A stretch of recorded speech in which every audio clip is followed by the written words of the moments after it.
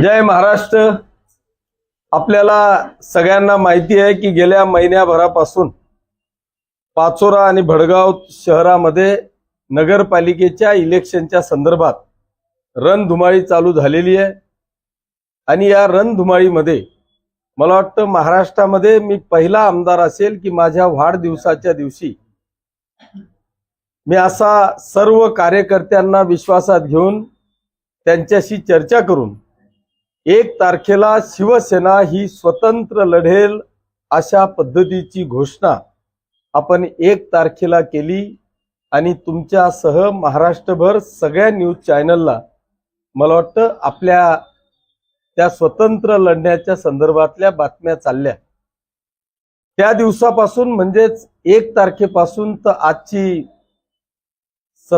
26 तारीख आहे, 26 दिवस झालेले आहेत। त्याने 26 दिवसामध्ये पाचोरा आणि भडगाव शहरातल्या प्रत्येक प्रभाग निहाय आमचे सर्वच्या सर्व उमेदवार आणि त्यांच्या समवेत माझा संपूर्ण परिवार हा प्रत्येक प्रभागामध्ये एक अतिशय जल्लोषामध्ये दररोज प्रभात फेरी म्हणण्यापेक्षा प्रचाराची रॅली त्या ठिकाणी निघते। प्रचंड असा प्रतिसाद जनतेकडून मिळतोय आणि आज मला ठाम असा विश्वास झालेला आहे की माझ्या पाचोरा आणि भडगाव शहरातली जनता, मतदार बांधव, बंधू भगिनी हे विकासाच्या पाठीमागे खंबीरपणे उभे आहेत। याचा ठामपणे विश्वास मला पाचोरा आणि भडगाव शहरातल्या प्रत्येक प्रभागात फिरून त्या ठिकाणी विश्वास व्यक्त झालेला आहे।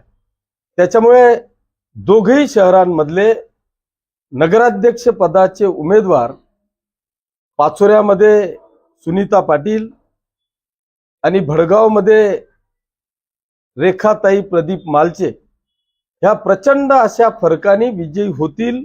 आणि त्यांच्या बरोबर पाचोऱ्यातले 28 आणि भडगावचे 24 असे सर्वच्या सर्व नगरसेवक अगदी मोठ्या फरकाने विजयी होतील असा विश्वास आता मला पटलेला आहे। त्याचं कारण असं आहे की मला वाटतं मी पाचोरा शहरातले आणि भडगाव शहरातले प्रत्येक प्रभागामध्ये दररोज सकाळी 3-3 तास आणि संध्याकाळी 3-3 तास असा माझ्यासह सर्व माझा परिवार कामाला लागलेला आहे।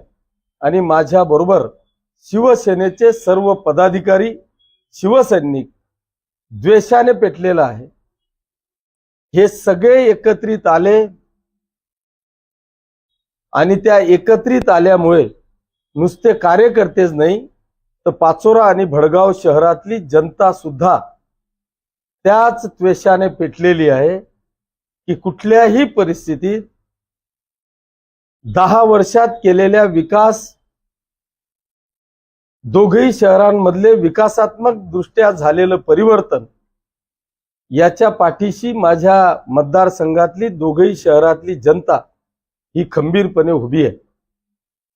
आज पर्यंत मला वाटतं कुठेही आमच्या सभा झाल्या नाहीत। कॉर्नर मिटिंगा फक्त प्रियाताई किंवा सुमित यांच्या चालू असतील, परंतु सभा त्या ठिकाणी झालेल्या नाहीत।